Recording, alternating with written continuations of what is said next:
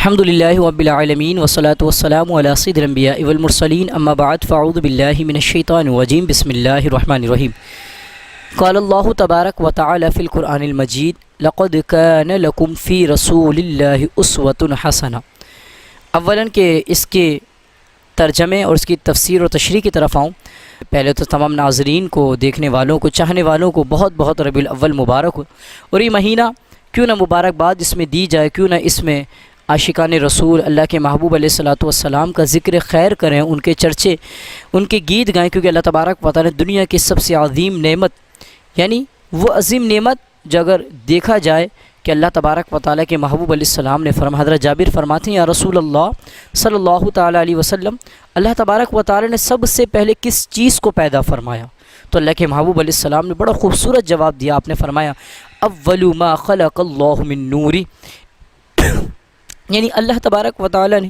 سب سے پہلے اپنے نور سے میرے نور کو پیدا فرمایا،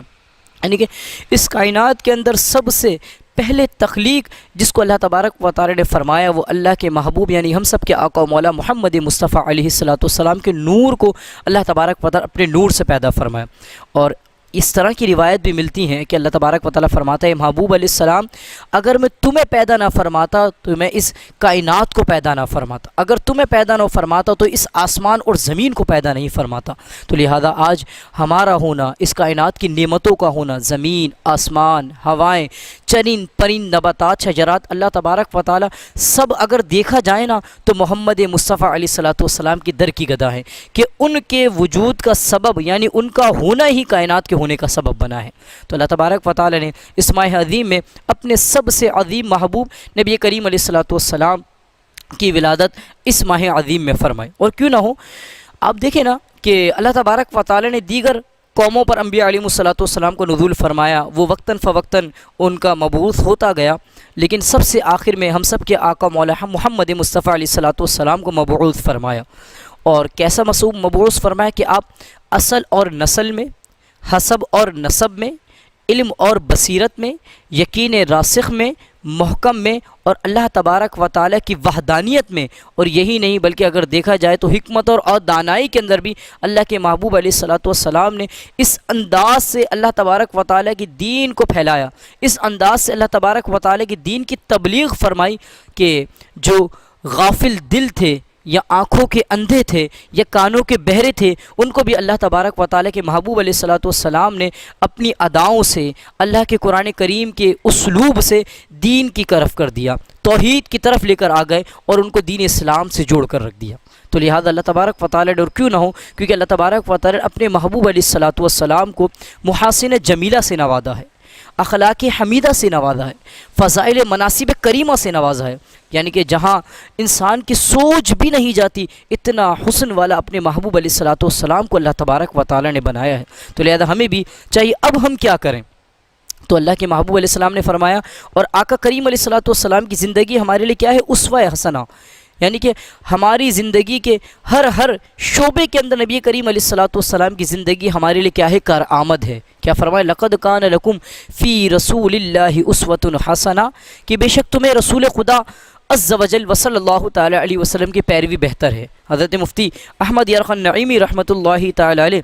اور مفتی نعیم الدین مراد آبادی رحمۃ اللہ اس آیت مبارکہ کے تحت فرماتے ہیں اس کا مقصد یہی اس آیت مبارکہ کا کہ نبی کریم علیہ السلام کی اچھی طریقے سے اتباع کی جائے، ان کے دامن سے وابستگی کو اپنا لیا جائے اور ان کی سنتوں سے منہ نہ پھیرا جائے، یہ اصل ان کی سنتوں کی اتباع ہے۔ بلکہ یہی نہیں بلکہ مشکات المصابیح کے اندر روایت نقل کی گئی جس کے راوی حضرت عبداللہ بن عمر رضی اللہ تعالیٰ عنہ فرماتے ہیں کہ تم میں سے کوئی اس وقت تک کامل مومن نہیں ہو سکتا جب تک کہ اس کی خواہش میرے لائے ہوئے کے تابع نہ ہو جائے، یعنی کہ ہم اپنی زندگیوں کے اسلوب کو، اپنی خواہشات کو اللہ تبارک و تعالی کے دین کے تابع کر لیں، اللہ کے محبوب علیہ الصلوۃ والسلام کے لائے ہوئے دین کے موافق جب تک نہ کر لیں گے ہم جب تک کامل مومن نہ ہوں گے۔ اور اگر ہم اپنی زندگی کو، اپنے طرز عمل کو، اپنے شب و روز کو اللہ کے محبوب علیہ الصلوۃ والسلام کی دین کے موافق کر لیں گے تو کیا ہوگا؟ اللہ کے محبوب علیہ السلام نے دوسری روایت جو مشکات المصابیح کے اندر کتاب الایمان کے اندر ہی ہے، اس میں اللہ کے محبوب علیہ السلام نے فرمایا جس نے مجھ سے محبت کی، مقصد کیا ہے؟ جس نے میری سنت کی اتباع کی اس نے مجھ سے محبت کی، اور جس نے مجھ سے محبت کی تو اس کے لیے سمجھ لو میری محبت اس کے لیے جنت کا راستہ ہو گیا ہے۔ تو لہٰذا ہمیں بھی چاہیے کہ اللہ کے محبوب علیہ الصلوۃ والسلام کے فرامین کے مطابق اپنی زندگیوں کو گزاریں۔ لیکن اب اللہ کے محبوب علیہ الصلوۃ والسلام سے محبت کے انداز ہوتے ہیں۔ اب جیسے ولادت باسعادت کے ایام آ رہے ہیں تو بسا اوقات جو عاشقان رسول ہیں، عشاق ہیں، اللہ کے محبوب علیہ السلام سچی محبت کرنے والے ہیں، وہ اپنے دلوں کو چمکاتے ہیں اولاً، پھر اپنے بازاروں کو، گلیوں کوچوں کو، محلوں کو، اپنے گھروں کو جو ہے نا اللہ تبارک و تعالیٰ کی توفیق سے جو ہے نا وہ کیا کرتے ہیں، وہ روشن کرتے ہیں، جگمگاتے ہیں۔ اور یہ کوئی معیوب بھی نہیں ہے، بلکہ اگر دیکھا جائے تو اللہ تبارک و تعالیٰ کے محبوب علیہ الصلوۃ والسلام سے محبت کا ایک طریقہ ہے۔ آپ دیکھیں نا، اگر ہمارے گھر میں بچے کی ولادت ہوتی ہے تو ہم اس کے لیے کیا کچھ نہیں کرتے ہیں، مٹھائیاں تقسیم کرتے ہیں، قاری صاحب کے پاس جا کر اس کے احسن انداز میں اس کا نام سوچتے ہیں جو اس کے موافق اور مطابق ہو زندگی کے لحاظ سے، پھر جتنی اللہ نے استطاعت دی اس کے مطابق اس کے لیے مثال کے طور بطور عقیقہ کہہ لیں یا کچھ بھی اعتبار سے اس کی خوشی کا اہتمام کیا جاتا ہے۔ تو لہذا جب ایک انسان کو اللہ تبارک و تعالی اولاد سے نوازے، اور آپ مجھے خود بتائیے ایمانداری کے ساتھ، میں یہ نہیں کہہ رہا ہوں کہ یہ سب کرنا مطلب ہے کہ اگر کوئی نہیں کرتا ہے تو ہم اس کو یہ کہیں گے کہ بھئی اس کے اندر محبت رسول کامل ہے، کامل نہیں ہے، ناقص ہے، ایسا نہیں ہے، لیکن یہ بھی محبت رسول کے سبب ہیں، یہ بھی محبت رسول کے جو نا مطلب اگر کوئی کرتا ہے تو یہ اس کو بھی نبی کریم علیہ السلام سے سچا محبت ہی کہا جائے گا، لیکن نہیں کرتا ہے تو ایسا نہیں ہے کہ اس کو نہیں کہا جائے، لیکن ہمیں سوچنا تو چاہیے کہ اگر ہم نہیں کرتے ہیں تو ہم کس طرف جا رہے ہیں۔ مطلب اگر ہمیں اللہ اولاد دے تو ہم خوشیاں منائیں، اگر ہمیں اللہ تبارک و تعالی نعمتوں سے نوازے تو ہم خوشیاں منائیں، اگر اللہ تبارک و تعالی کا فضل ہماری زندگی کو خوشیاں منائیں، اور جب پوری دنیا کی سبب جس کے وجہ سے الحمدللہ نے نعمتیں بھی دی ہیں، رحمتیں بھی برسائی ہیں، فضل بھی جس کی وجہ سے ملا ہے، وہ محبوب علیہ السلام کی جب ولادت ہو تو پھر ہم تھوڑا سا اس میں نکتہ چینی کرنے کی کوشش کریں، تو لہذا یہ نہیں ہونا چاہیے، بلکہ ہمارے جو چاہنے والے ہیں ان کو چاہیے ربیع الاول تک تو میرا ناقص مشورہ اس طرح کی چیزوں سے تھوڑا سا اپنے آپ کو کوشش کریں، باز رکھیں، کیونکہ جب اللہ تبارک و تعالی نے